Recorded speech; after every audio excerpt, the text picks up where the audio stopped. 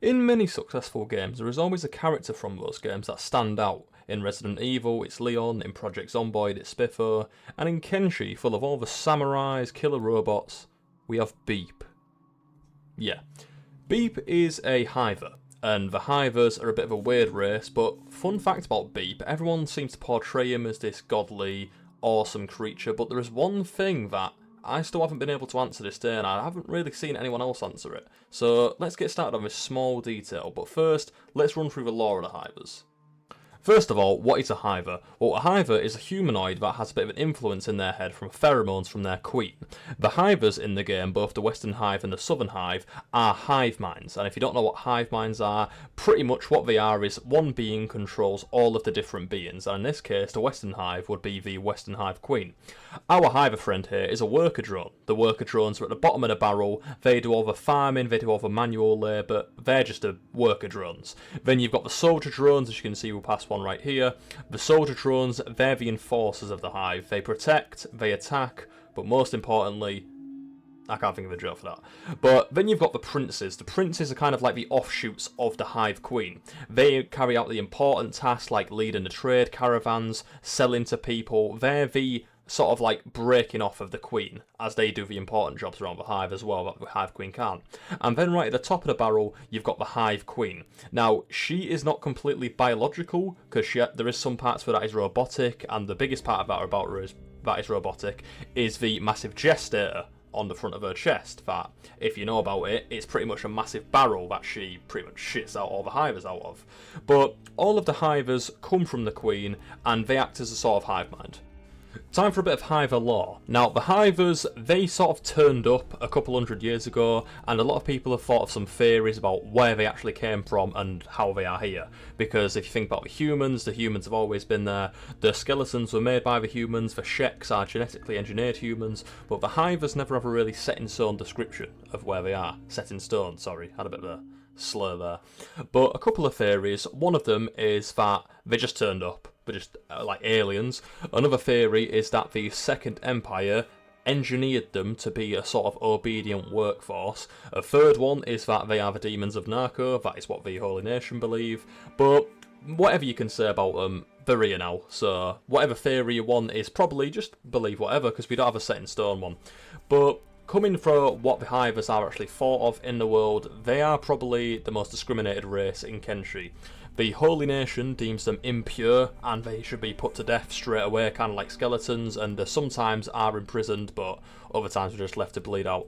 The Sheks despise them because they see them as like feeble and don't have a lot of martial prowess, because the Hivers have some of the weakest limbs in the game.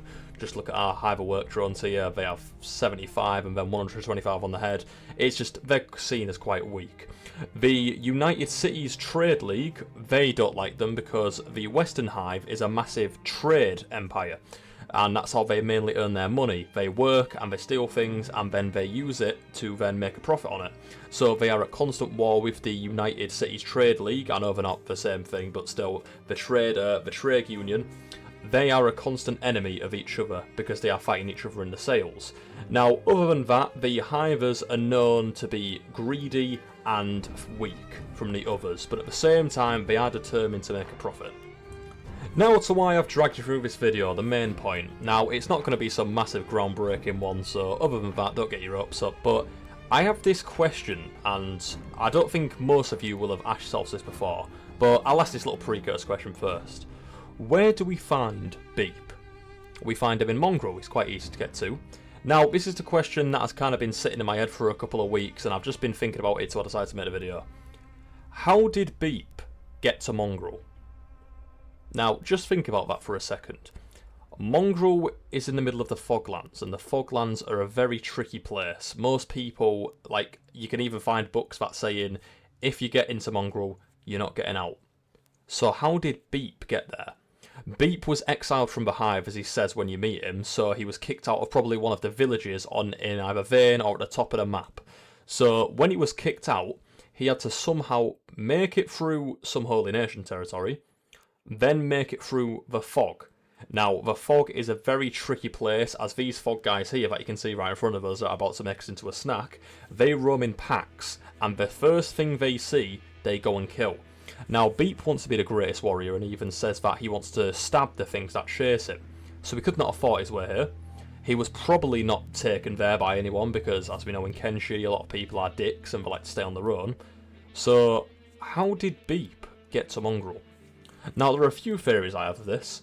Number one, he is the luckiest fucker alive. So he probably just ran there, but at the same time, that's a boring one.